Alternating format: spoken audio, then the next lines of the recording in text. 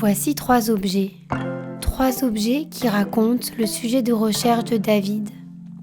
Observez-les attentivement. À vous d'imaginer ce qu'il étudie dans son laboratoire.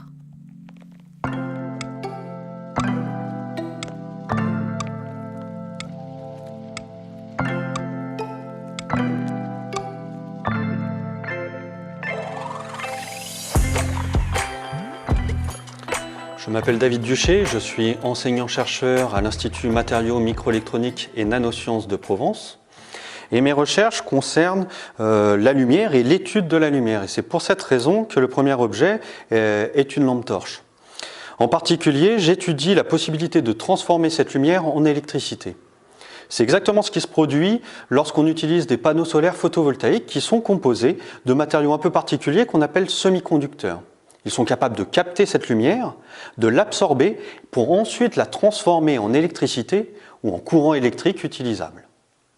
Vous avez certainement déjà vu ce type de panneaux solaires dans la vie quotidienne, sur le toit des maisons ou sur le dessus des parcs-mètres. On peut également les utiliser dans des environnements beaucoup plus lointains et notamment dans un environnement spatial.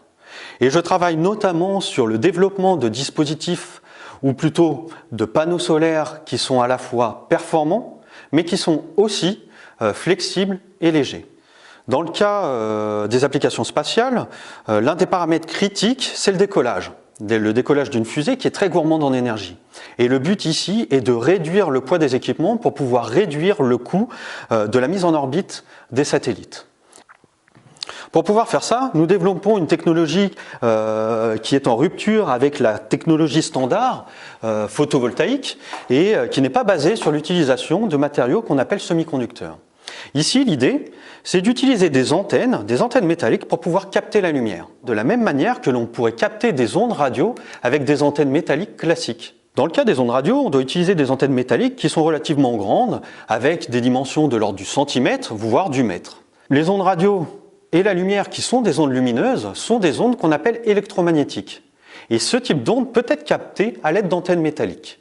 Dans le cas des ondes radio, on doit utiliser des antennes qui sont relativement grandes, avec des tailles allant de quelques centimètres jusqu'à 1 mètre environ. Dans le cas des nano-antennes, pour pouvoir capter la lumière, on doit utiliser des antennes toutes petites, d'une taille d'une centaine de nanomètres, environ 1000 fois inférieure à l'épaisseur d'un cheveu. Dans le cas des dispositifs classiques photovoltaïques, on peut atteindre des efficacités de l'ordre de 20%. Qu'est-ce que ça veut dire? Ça veut dire qu'on peut convertir environ 20% de la lumière qui atteint un panneau solaire. Dans le cas des rectena, on peut montrer que théoriquement, on pourrait atteindre des rendements beaucoup plus élevés de l'ordre de 85%. Et ceci est très intéressant, notamment pour les applications spatiales, parce qu'on doit utiliser des dispositifs générateurs d'électricité qui sont très efficaces. Et c'est pour cette raison que le CNES, le Centre national d'études spatiales, finance un projet qui associe 3 laboratoires différents et qui vise à développer des dispositifs performants et fonctionnels. Le premier laboratoire est le Centre interdisciplinaire de nanosciences de Marseille. Il est situé donc à Marseille et il est en charge de la partie chimie et de la synthèse des matériaux qui permettent de fabriquer ces nano-antennes. Le laboratoire des technologies de la microélectronique, qui est situé à Grenoble, est lui en charge de mettre en œuvre des techniques de fabrication de pointe pour pouvoir fabriquer ces nano-dispositifs, ces nano-antennes qui ont des tailles de l'ordre d'une centaine de nanomètres. Moi, j'appartiens au laboratoire IM2NP et mon rôle ici est tout d'abord, au début du processus, de mettre en œuvre et de développer des codes de calcul pour pouvoir prédire les performances des nano-antennes, mais également donner les géométries. Ensuite, j'arrive à la fin du processus et le but, c'est de mesurer l'efficacité. Pour mesurer cette efficacité, je développe des sources de lumière qui sont très proches du Soleil et qui reproduisent exactement cette lumière du Soleil. Et ensuite, je mesure le courant qui est délivré par ces nano-antennes.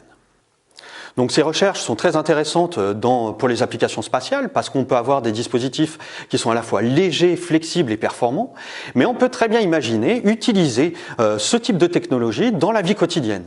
L'idée générale, c'est de pouvoir intégrer des dispositifs photovoltaïques un peu partout dans la vie quotidienne pour rendre chaque surface génératrice d'électricité. Pour différents dispositifs, appareils, que ce soit sur les tissus ou sur une voile de bateau par exemple.